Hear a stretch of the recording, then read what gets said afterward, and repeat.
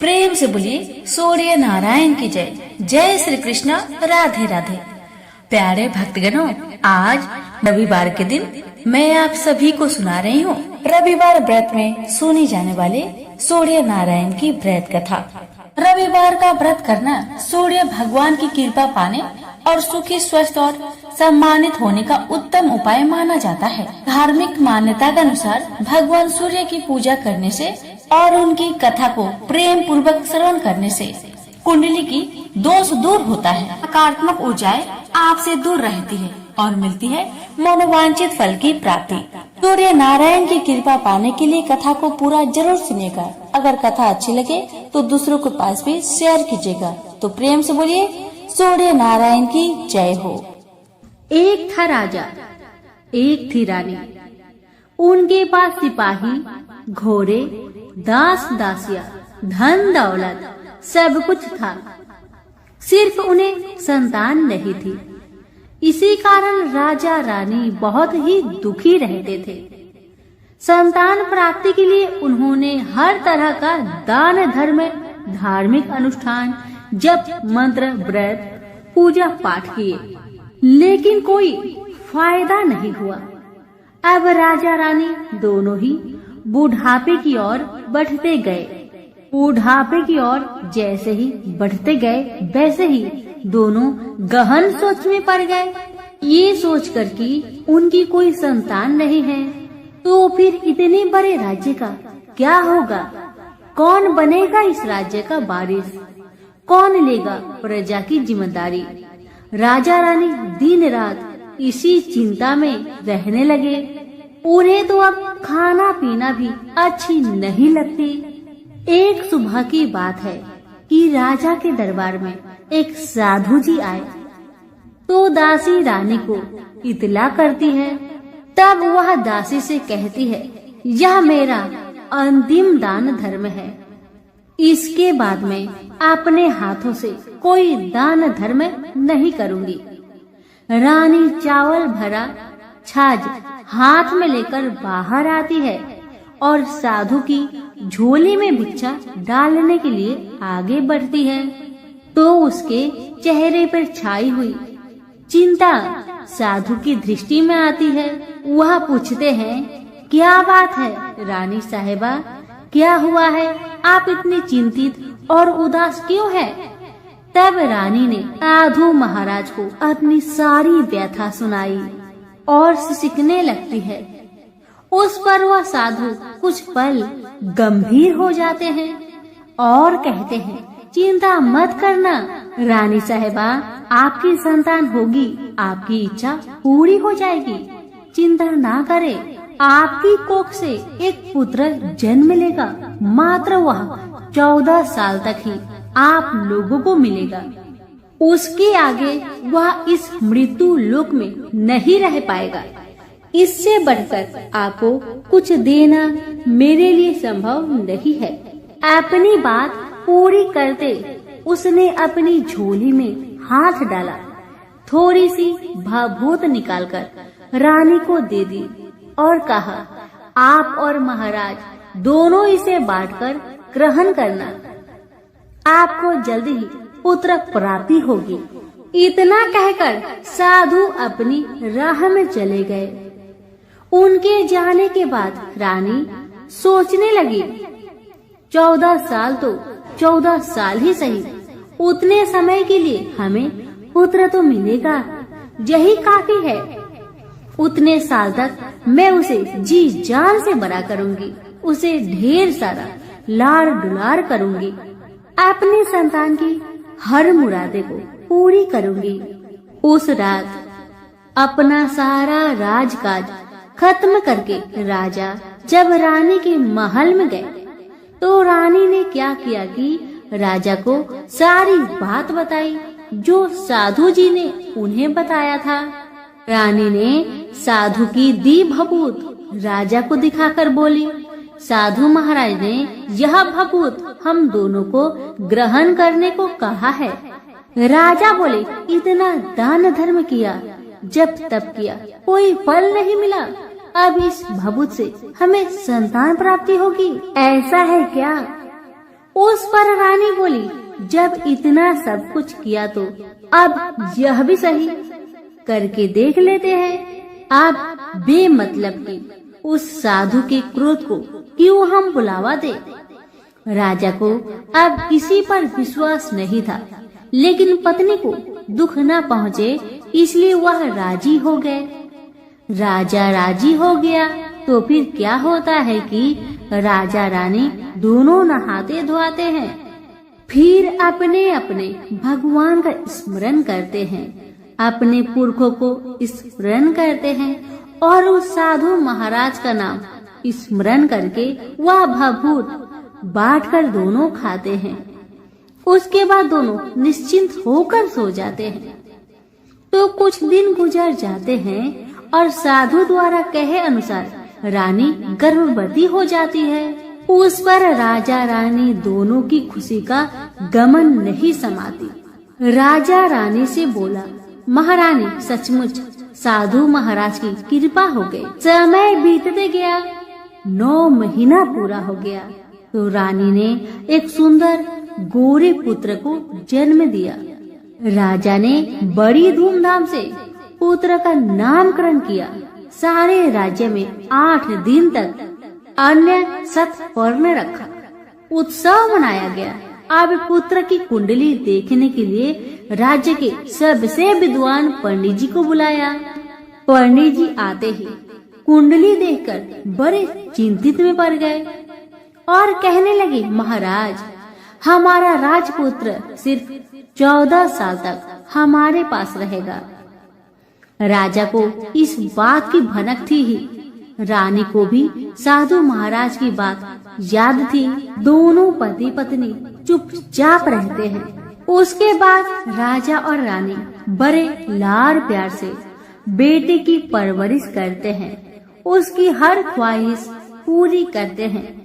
थोड़े समय के लिए ही सही भगवान ने संतान की अपनी मुरादें पूरी कर दी। इसे वे समाधान मानते थे। राजपुत्र दिन प्रतिदिन बड़ा होता है। जब वह 7 साल का हो जाता है तो राजा एक अच्छे गुरु की नियुक्ति करके उसे पढ़ाई लिखाई, राजशास्त्र, शास्त्र विद्या, घोड़सवारी इत्यादि 12 विद्याओं का शिक्षण देते हैं। जब वह सब शास्त्र विद्या में पारंगत हो जाता है और 12 साल की उम्र का हो जाता है तब एक अच्छी सी राजकन्या खोजकर उसकी शादी कर दिया गया। शादी के 2 साल बीत जाते हैं, बेटा 14 साल का हो जाता है।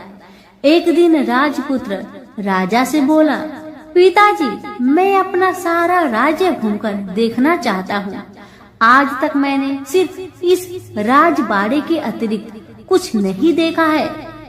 बेटे की बात सुनकर राजा बड़ी चिंतित हुए, क्योंकि पुत्र को 14वां साल शुरू हो गया था। अब कोई अनहोनी होने का वक्त नजदीक आ पहुंचा था, लेकिन राजा ये सब बातें पुत्र को बता नहीं सकता था। वह क्या करता है कि चेहरे पर खुशी लाकर बेटे से कहता है, हाँ हाँ जरूर जाओ बेटा, जरूर। तुम्हें अपना सारा राज्य घूमकर देखना चाहिए, कहाँ क्या है ये सब जानना चाहिए। कल तो मेरे बाद तुम ही को राजा बनना है। मात्र एक बात का ध्यान रखे कि तुम जहाँ जा रहे हो, क्या कर रहे हो, क्या बात अपनी पत्नी को नहीं बताना।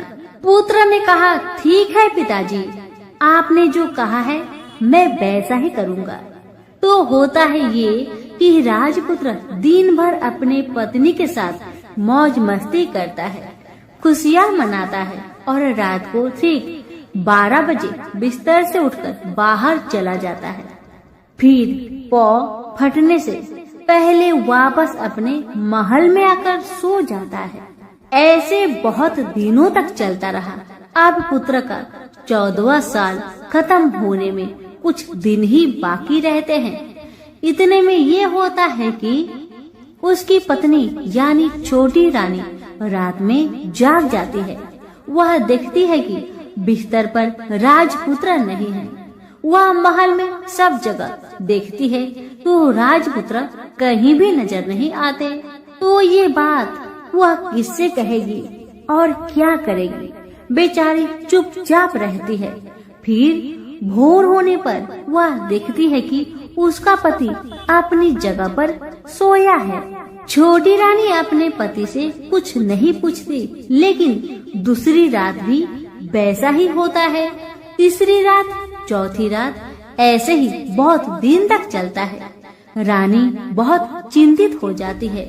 पति रात को जाता कहाँ है, किससे मिलने जाता है। छोटी रानी के मन में ढेर सारी सवाल उमड़ जाते हैं, लेकिन छोटी रानी को राजकुमार से सवाल करने में डर लगता था। शायद उसका पति गुस्सा हो बैठे।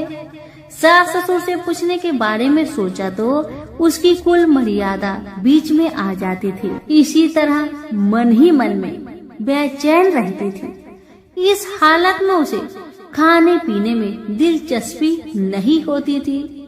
वह दुबली पतली हो जाती है। उसी राज्य में एक फूल बेचने वाली एक बूढ़ी मालिन रहा करती थी।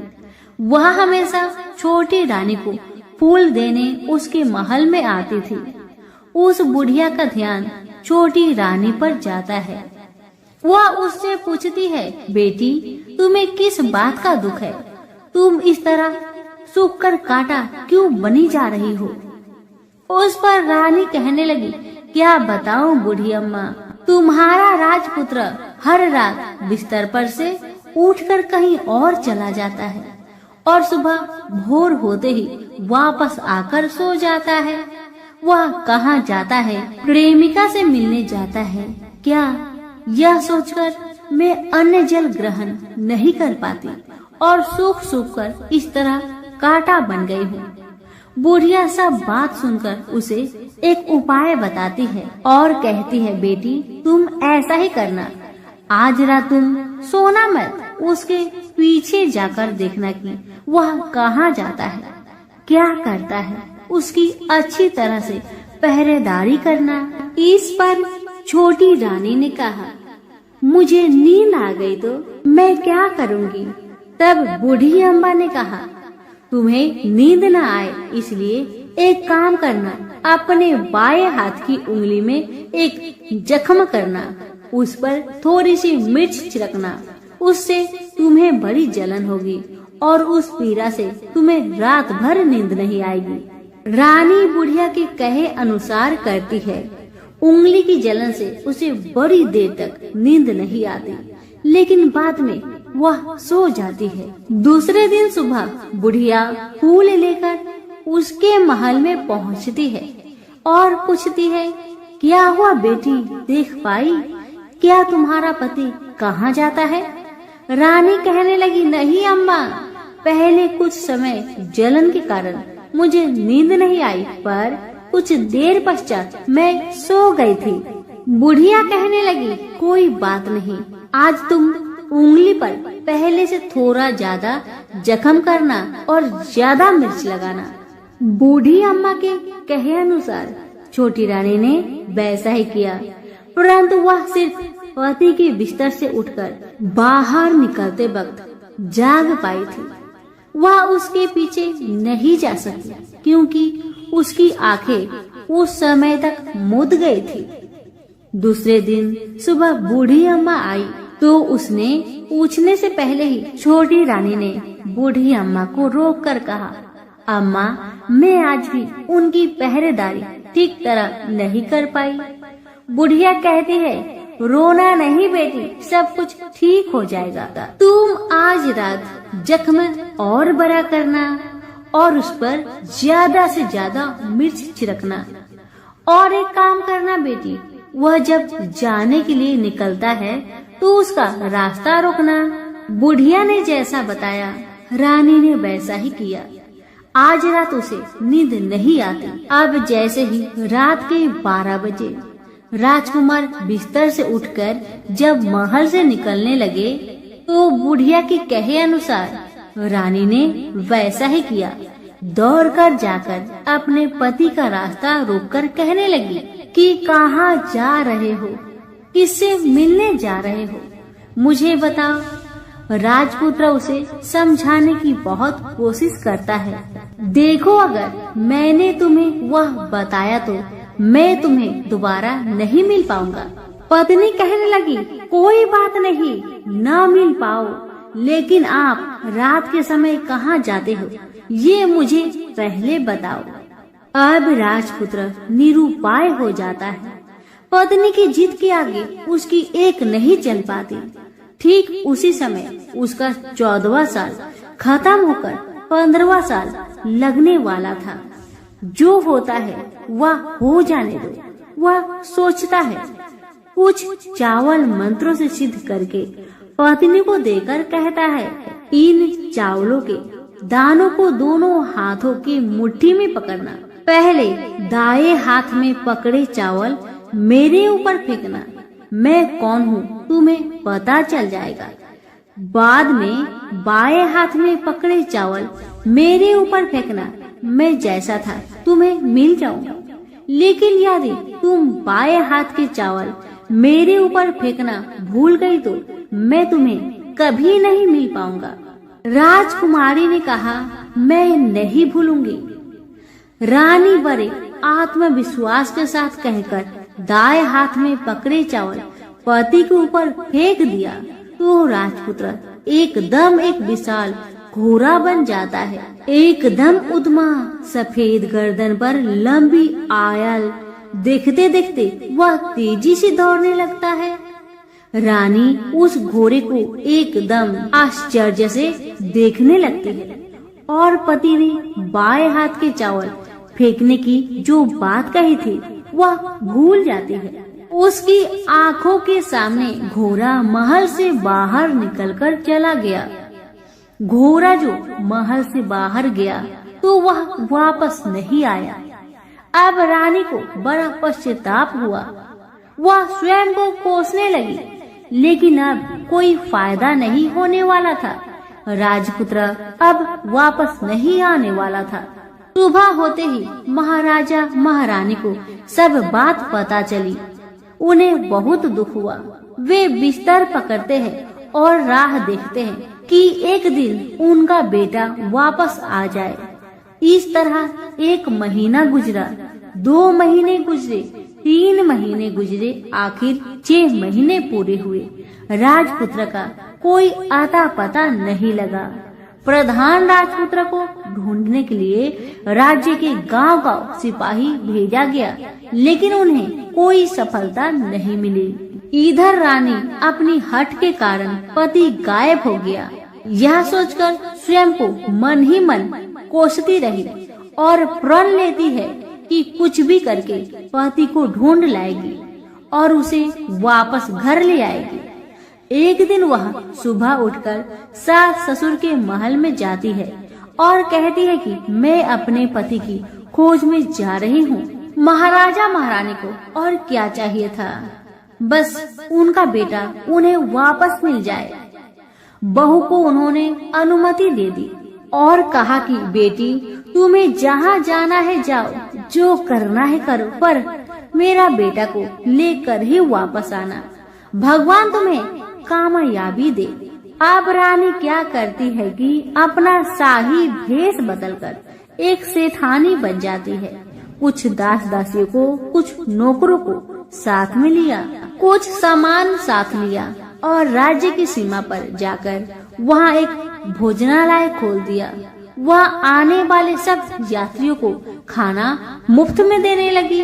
मात्र एक शर्त रखी कि खाने वालों को उसकी देखी कोई अजीब चीज उसकी मालकिन को यानी राजकन्या को बतानी पड़ेगी। तो वहाँ आने वाला हर नागरिक अपनी तरफ से मैंने यह देखा, मैंने वह देखा कहकर वहाँ से मुफ्त खाना खाकर जाता था। परंतु रानी को जो बात चाहिए थी वह अब तक किसी से नहीं मिली थी। ऐसे ही कुछ दिन बीत गया तो इधर होता है कि रानी के महल फूल लेकर जाने वाली बुढ़िया के एक बेटा और बहू थे। उनका एक छोटा बेटा था, यानी बुढ़िया का एक पोता था। बेटा और बहू सुबह काम के लिए निकलते थे तो पोते को संभालने की जिम्मेदारियां बुढ़िया पर रहती थी। बुढ़िया दिन भर पोते को संभालती थी। एक दिन होता है कि बुढ़िया को पान खाने की आदत थी, तो पान खाने के लिए चूना चाहिए था। बुढ़िया उसे तैयार करने के लिए सीपियाँ लेकर आई। इन सीपियों भूनने के लिए गोबर के कंडे चाहिए थे। कंडे इकट्ठा करने के लिए वह बांस की टोकरी लेकर चरवाहे के मैदान में गई। वहाँ बहुत सारे कंडे थे। उन्हें जमा करते करते उसे घर आने में अंधेरा हो गया। इस और शाम होते ही काम से वापस बेटा बहू घर पहुँचे तो देखा कि बच्चा घर पर अकेला है और रो रहा है। वे दोनों गुस्से से लाल पीले हो गए। इतने में बुढ़िया घर आ पहुँची। बेटा ने पूछा, पोते को घर पर अकेला छोड़कर तुम कहाँ गई थी? बुढ़िया बताने लगी कि मैं गोबर के कांडे इकट्ठा करने गई थी। इस पर बेटा बोला, दोबारा बच्चे को अकेला घर पर छोड़कर यदि कहीं गई तो मैं तुम्हें बहुत पीटूंगा। बुढ़िया कहने लगी, नहीं बेटा, फिर कभी ऐसा नहीं करूंगी। लेकिन दूसरे ही दिन बुढ़िया वह बात भूल गई और फिर चरवाहे के मैदान पर कंडे इकट्ठा करने चली गई। शाम को जब बेटा बहू काम से वापस लौटे तो देखते हैं कि बच्चा घर पर अकेला है और वह रो रहा है। अब उसके बेटे की सहन शक्ति खत्म होने लगी और बुढ़िया के वापस आने पर उसे घर से निकाल दिया। बुढ़िया रात भर घर के बाहर अंधेरे में बैठी रही और सुबह होते ही हाथ में टोकरी लेकर कंडे इकट्ठा करने के लिए निकल गई। उस दिन उस पर कंडे इकट्ठा करने का मानो पागलपन सवार था। कंडे इकट्ठा करते करते जब अंधेरा छा गया उसे मालूम ही नहीं चला। उसे जब ध्यान आया तो गांव का रास्ता भी ठीक तरह से दिखाई नहीं दे रहा था। वह अंधेरे में आंखें फाड़कर देखती है, किसी तरह आगे निकल पड़ी तो क्या होता है कि एक कपिला गाय छन छन की आवाज करते गले की घंटी बजाते ठुमुक ठुमुक कर उस मैदान पर आ गई। उसे देखकर बुढ़िया सोचने लगी कि इस गाय के पीछे पीछे जाऊंगी तो गांव तक पहुंच जाऊंगी। तब बुढ़िया उसके पीछे पीछे जाने लगी। वह गाय क्या करती है कि उस मैदान से लेकर एक एक करके 6 मैदान पार करती है। आखिर में वह 7वें मैदान पर पहुंचती है तो वहाँ क्या होता है कि उस मैदान पर एक बड़ा सा पत्थर है। गाय जाकर उस पत्थर को अपना सींग मारती है। सींग मारा तो वह पत्थर टूट गया और हट गया और पाताल में नीचे जाने की सीढ़ियां दिखाई देने लगी। तब वह गाय उन सीढ़ियों से नीचे जाने लगी। बुढ़िया वह सब देखती रही और झट जाकर गाय की पूंछ को पकड़ लिया। पूंछ पकड़कर वह गाय के साथ नीचे पाताल पहुंच गई। पाताल में पहुंचते ही तुरंत गाय की पूंछ छोड़ दी और इधर उधर देखने लगी। वहीं से बुढ़िया ने देखा कि पाताल में सब जगह जगमगाहट है, दिया दीप जलते हैं और तेज रोशनी गाय के ऊपर पड़ रही है और वहाँ अद्भुत घटनाएं घटने लगी। गाय के नीचे जाते ही उसके गले में अपने आप सांकल पड़ गई और छमछम करके कोई दूधाड़ी में गाय का दूध दोहने लगी। लेकिन जो भी कोई वह कर रहा है वह मात्र दिखाई नहीं दे रहा। बुढ़िया बहुत घबरा गई, कहाँ आकर फंस गई। वह सोचने लगी कि और यहाँ वहाँ छिपने के लिए जगह ढूंढने लगी, लेकिन उसे कहीं भी जगह नहीं मिली। हर जगह उजाला ही उजाला था। तो वह जो एक कोने में खड़ी रह गई और जो कुछ सामने हो रहा था उसे चुपचाप देख रही थी। कुछ पल के बाद वहाँ झट से एक उम्दा सफेद घोड़ा आया। वहाँ 2 कुंड थे। उसमें से एक कुंड में उस घोड़े ने छलांग लगाई और ऊपर आ गया। अब उसे राजपुत्र का रूप प्राप्त हो गया। राजपुत्र बनने के बाद उसने दूसरे कुंड के पानी में स्नान किया, वहाँ रखे नए कपड़े पहने। नजदीक ही एक सुंदर पलंग था, उस पर आकर बैठ गया। उसके सामने अपने आप पंच पकवानी की थाली आ गई, दूध की एक प्याली आ गई, पान सुपारी आ गई। उसके सामने एक दिया जलता रहा। राजपुत्र ने खाना खाया, दूध पिया, पान सुपारी खाया और बिस्तर पर लेट जाने से पहले सूर्य देव का स्मरण करके सामने जलते हुए दिए से पूछा, दिए दीप कर मेरे माता पिता क्या कर रहे हैं? दिया बताने लगा, बेटे के शोक में डूबे हैं। राज्य कौन संभाल रहा है? राज्य प्रधान संभालता है। मेरी पत्नी क्या करती है? दिया बोला, उसने चौराहे पर भोजनालय शुरू किया है और आते जाते लोगों से वह नई खबर के बारे में पूछती है। दिए के यह कहते ही राजपुत्र कहने लगा, ठीक है। उसके बाद वह सो गया। बुढ़िया कोने में खड़ी रहकर यह सब देखती रही। ऐसी अद्भुत घटना उसने जिंदगी में पहली बार देखी थी। उसे अंदर ही अंदर चुलबुलाहट होने लगी। वह अपनी भूख प्यास भूल गई और आगे क्या होता है कि उसे उत्सुकता से देखने लगती है। लेकिन उसके बाद और कुछ घटनाएं नहीं घटती। रात गुजर गई और सुबह हो गई। सुबह होने पर पलंग पर सोया राजपुत्र उठा और फिर से पहले वाले कुंड में छलांग लगाई तो वह फिर से घोड़ा बनकर कुंड से बाहर आ गया। बाहर आते ही वह तेजी से उस पाताल नगरी से बाहर निकल गया। लेकिन वह कहाँ गया, बुढ़िया को कुछ पता नहीं चला। उसके बाद पिछली रात की तरह कोई उस गाय का छमछम करके दूध दुहने लगा। जैसे ही दूध दुहाना खत्म हुआ, उसके गले की साकल अपने आप खुल गई और वह गाय तेजी से ऊपर जाने लगी, सीढ़िया की ओर भागने लगी। गाय को दौड़ते देखकर बुढ़िया सोचने लगी, अब गाय के साथ यहाँ से ऊपर जाना ही समझदारी है, नहीं तो कोई मुसीबत आकर मेरे ऊपर टपक जाएगी।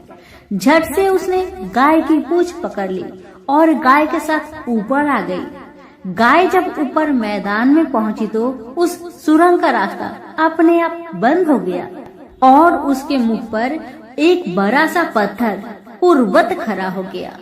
ऊपर आकर वह गाय जंगल की ओर निकल गई तो इधर बुढ़िया एकदम बावली सी हो गई। उसने पाताल नगरी में जो कुछ देखा वह जल्दी से जल्दी किसी को बताने के लिए उतावली हो उठी। उसे एकदम याद आया है कि नगर की सीमा पर कोई औरत भोजनालय चलाती है और नई बात बताने वालों को अच्छा खाना पीना मुफ्त में देती है। वह सोचने लगी कि क्यों न मैं यह बात उस औरत को जाकर बताऊं। यदि उसे यह बात पसंद आ गई तो बाकी जीवन खाने पीने की झंझट से मुक्ति मिलेगी। बुढ़िया ने मन में तय किया और तुरंत उस भोजनालय के द्वार पर टंगे नगाड़े के सामने खड़ी हो गई और जोर जोर से नगाड़ा बजाना शुरू किया। नगाड़े का इस तरह शोर सुनकर मालकिन यानी छोटी रानी मन से प्रसन्न हो जाती है कि शायद कोई बड़ी बात लेकर यहाँ आया है। रानी सिपाहियों को आदेश देती है, जाइए और जो कोई आया है उसकी अच्छी खातिरदारी कीजिए। आदेश पाते ही सिपाही नीचे दौड़ गए तो एक बुढ़िया नगाड़ा बजा रही है। उन्होंने पूछा, क्यों रे बुढ़िया, क्या हुआ, क्यों नगाड़ा बजा रही हो? बुढ़िया बोली, कुछ नहीं बेटा, यहाँ खाना मिलता है ना, इसलिए आई हूँ। बुढ़िया ने सिपाहियों से बोला, खाना मिलेगा? सिपाही बोले, हाँ मिलेगा, लेकिन तुझे कोई नई बात बतानी पड़ेगी। बुढ़िया बोली, हाँ बताऊंगी, एक बात मालूम है मुझे। इस पर सिपाही उसे अंदर लेकर आए। उनको मालकिन का आदेश था कि जो कोई बूढ़ा बुजुर्ग वहाँ आए उनके साथ अच्छी तरह पेश आना, उनका अच्छा आदर आतिथ्य करना। तो सिपाही ने इस बुढ़िया का भरपूर आदर आतिथ्य किया। उसे बड़ी सी थाली भरकर व्यंजन परोसते हैं। बुढ़िया कुछ दिनों से भूखी थी। वह खाने पर टूट पड़ी। खाना खाने के बाद सिपाही ने उसे नई साड़ी पहनने को दी। उसके बाद उसे लेकर रानी के पास आए। बुढ़िया और रानी ने तुरंत एक दूसरे को पहचान लिया। बुढ़िया बोली, बेटा तुम हो? और रानी बोली, बुढ़िया अम्मा आप है। बड़ी देर तक दोनों भली भांति की बातें करती रही। आखिर कुरवनी बुढ़िया से कहने लगी, अम्मा अब बताओ तुमने क्या बात नई देखी है? बुढ़िया बोली, मैंने कोई नई बात देखी नहीं है। वह तो मेरे पास तुम्हें देने के लिए खाने के लिए पैसे नहीं थे, इसलिए मैंने झूठ कहा और नगारा बजाया। रानी ने कहा, अम्मा घबराना नहीं, मैं किसी को तुम्हारा नाम नहीं बताऊंगी। फिर भी बुढ़िया मैंने क्या देखा, कब देखा करके आनाकानी करने लगी। इस पर कुंवर रानी ने उससे कहा, देखो अम्मा, यदि तुमने मुझे वह नई बात बताई तो मैं जिंदगी भर तुम्हारी देखभाल करूंगी, तुम्हें रानी माता की तरह रखूंगी। अब बुढ़िया बताने को तैयार हो गई। उसने जो कुछ उस चर गवाहे वाले मैदान पर देखा था वह सब कुछ कुंवर रानी को बता दिया। बुढ़िया की वे बात सुनकर कुंवर रानी को यकीन हो गया कि वह राजपुत्र उसी का पति है। वह तुरंत बुढ़िया से कहने लगी, अम्मा मुझे उस जगह पर ले चलो। तब बुढ़िया बोली, नहीं बेटी, वह पाताल राज्य है, साफ है। यदि किसी ने तुम्हें देख लिया तो तुम्हारी जान खतरे में पड़ सकती है। लेकिन रानी उसकी एक भी नहीं सुनती। उसे उस जगह ले जाने के लिए हठ करने लगी। आखिर में बुढ़िया ने उसका कहना मान लिया और कहने लगी, ठीक है, मैं तुम्हें वहाँ लेकर चलती हूँ, पर आज नहीं कल वहाँ जाना है तो शाम को ही जाना होगा। तो दूसरे दिन दोपहर को रानी बुढ़िया के साथ उस मैदान पर गई और एक जगह छुपकर गाय की आने की राह देखने लगी। दिन ढलते ही अंधेरा घेरने लगा है और गाय हमेशा की तरह वहां आ गई। मैदान के उस कोने में जाकर उसने पत्थर पर सींग मारा तो झट से पत्थर हटकर वहां सुरंग में जाने का रास्ता खुल गया। गाय उस रास्ते से नीचे उतरने लगी तो बुढ़िया रानी से कहने लगी, जल्दी आगे बढ़ो बिटिया, हम गाय की पूंछ पकड़कर नीचे उतरेंगे। तो दोनों गाय की पूंछ पकड़कर नीचे उतर गई। बुढ़िया पहले जिस कोने में छिपी हुई थी उसी कोने में छिप गई। अब नीचे सब कुछ पहले जैसा घटित हो रहा था। गाय के गले में अपने आप साकल पड़ गई। कोई अदृश्य रूप से उसका दूध दोहने लगा। एक सफेद उद्मा घोड़ा ने आकर एक कुंड में छलांग लगाई तो राजपुत्र के रूप में ऊपर आया। वह राजपुत्र दूसरे कुंड में नहाने लगा। बाद में उसके सामने खाने की थाली आ गई, दूध की प्याली आ गई, पान बीड़ा आ गई। राजपुत्र सब ग्रहण करके सोने के लिए पलंग पर गया तो सोने से पहले सूर्य देव का स्मरण करके दिए से पूछने लगा, दिए दिए दीपंकर, मेरे माता पिता क्या कर रहे हैं? तो दिया कुछ जवाब नहीं दिया बल्कि वह बुझने लगा है। तब राजपुत्र को कुछ अघटित हुआ। इसका संदेह हो गया कि वह उदास हो गया और जो कुछ हुआ है वह हो जाने दो, ऐसा सोचकर सोने के लिए बिस्तर पर लेट गया। अब रानी का संयम छूट गया। वह दौड़कर पति के पास गई और उसके पैर पकड़ने के लिए आगे बढ़ने लगी। राजपुत्र तुरंत ही पत्नी को पहचान लिया। वह झट से पीछे हट गया और चिल्लाने लगा, नहीं नहीं, मुझे मत छूना, सर्वनाश हो जाएगा। रानी दोनों हाथ जोड़कर पति से अपनी भूल स्वीकार करने लगी। स्वामी, मुझसे भूल हो गई है। मुझे आपसे नहीं पूछना चाहिए था कि आप रात को कहाँ जाते हो। मैं अपनी भूल स्वीकार करती हूँ। मुझे मेरी भूल की सजा मिल गई है। अब आप घर चले। आपके वियोग में आपके माता पिता ने बिस्तर पकड़ लिया है। आपकी प्रजा भी बहुत दुखी है। उस पर राजपुत्र कहने लगा, वही तो, एक बार तुम गलती कर बैठी हो, अब दोबारा मत करना। नहीं तो अब मैं तुम्हें जो दिख रहा हूँ वह भी नहीं दिखूंगा। रानी अब विलाप करने लगी, जोर जोर से जमीन पर सिर पटकने लगी। राजपुत्र के मन में उसके प्रति दया उत्पन्न हो गई। वह उससे कहने लगा, यदि तुम मुझे पाना चाहती हो तो तुम्हें एक काम करना होगा। काम कठिन है, लेकिन वह तुम्हें अकेले करना होगा। कहो स्वामी, आप क्या कहते हैं? इतना भी कठिन काम हो मैं पूर्ण करूंगी। रानी कहती है। इस पर राजपुत्र ने उसे बताया, इस पाताल से ऊपर जाते ही तुम्हें एक घना जंगल नजर आएगा। ऐसे 6 जंगल पार करने के पश्चात 7वां जंगल मिलेगा। वह जंगल सबसे घना है। उस जंगल में बीचों बीच एक पीपल का पेड़ है। उसके आसपास की जगह पत्ते, फंदे, जटाएं, कांटे इत्यादि से ढक चुकी है। वहाँ बाघ, शेर, भालू, सांप सभी धमा चौकड़ी बैठी है।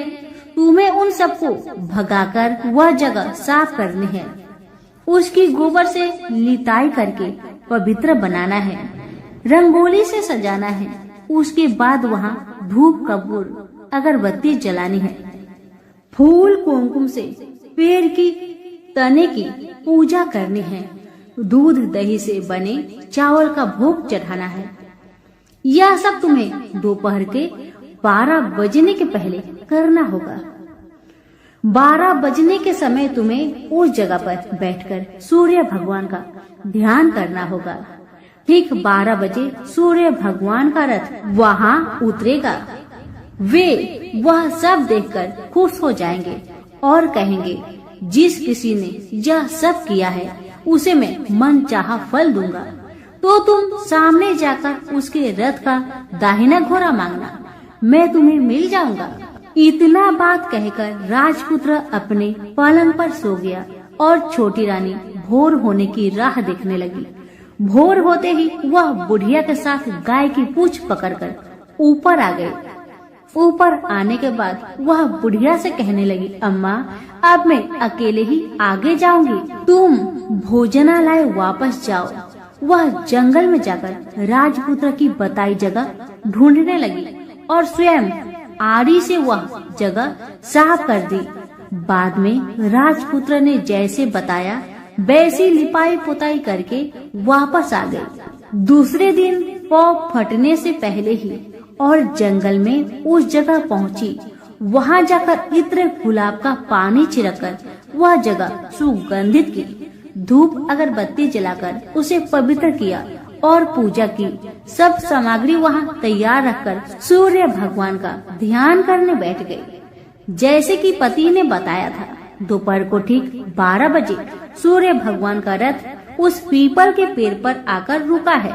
सूर्य भगवान ने जब रथ से नीचे देखा तो सुगंधित वातावरण देखकर बहुत खुश हुए और फिर बोले, जिस किसी ने यह काम किया है वह यहाँ आकर मुझसे कुछ भी मांगे, मैं उसे दूंगा। रानी ने जब ये सब सुना तो बिना समय गवाए दौड़कर उनके सामने आ गई और उनको साष्टांग नमस्कार करके बोली, भगवान, वह मैं ही हूँ, मैंने यह जगह साफ की है।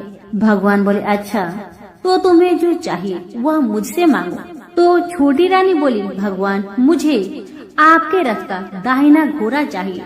सूर्य भगवान बोले, नहीं नहीं, मैं तुम्हें और कुछ भी दे सकता हूँ, लेकिन यह घोड़ा नहीं दे सकता।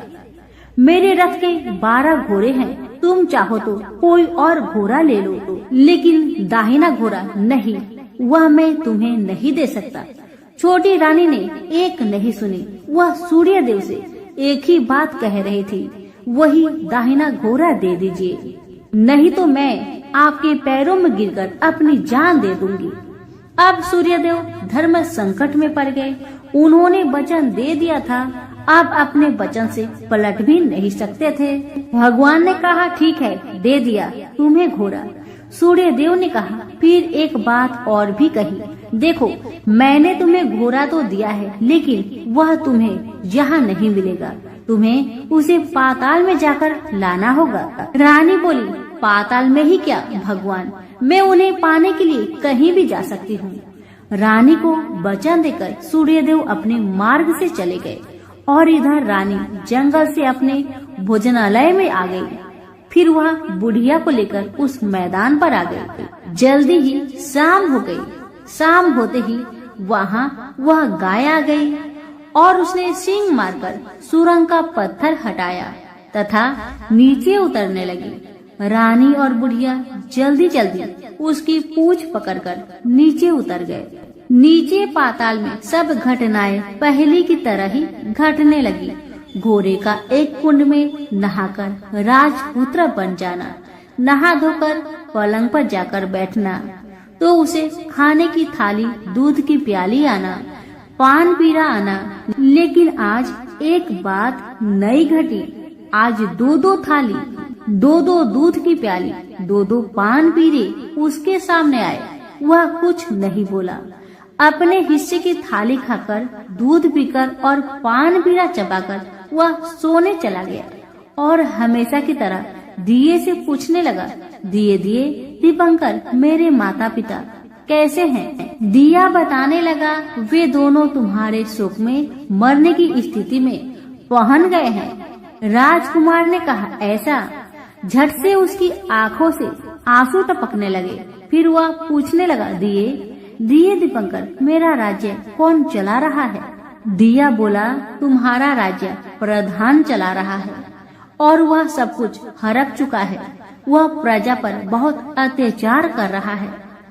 सुनकर राजपुत्र को बहुत गुस्सा आया। वह गुस्से से अपनी मुट्ठी भींचने लगा। अब वह पूछने लगा, दिए दिए दीपंकर, मेरी पत्नी क्या कर रही है? अब दिया कुछ नहीं बोला, चुपचाप रहा। अब रानी का संयम जवाब दे गया। वह दौड़कर पति के गले लग गई। अब मैं तुम्हें मिल गया, राजपुत्र कहने लगा। सच कहते हो, अब आप फिर से घोड़ा तो नहीं बनोगे ना? पत्नी ने कहा। पति ने कहा, नहीं, दोबारा घोड़ा नहीं बनूंगा मैं। तुमने जो इतने सारे कष्ट उठाए हैं मुझे पाने के लिए, इसलिए सूर्य देव ने मुझे सदा के लिए घोड़े के जन्म से मुक्त कर दिया है। राजपुत्र ने बड़े प्यार से कहा और उसे गले लगाया। उसके आंसू पोंछे। कुछ देर पश्चात भोर हो गई तो गाय की श्रृंखला टूटकर वह ऊपर भूलोक पर जाने लगी। रानी, राजपुत्र और बुढ़िया उसकी पूंछ पकड़कर ऊपर आ गए। ऊपर आने पर वे सीधे भोजनालय में पहुँचे।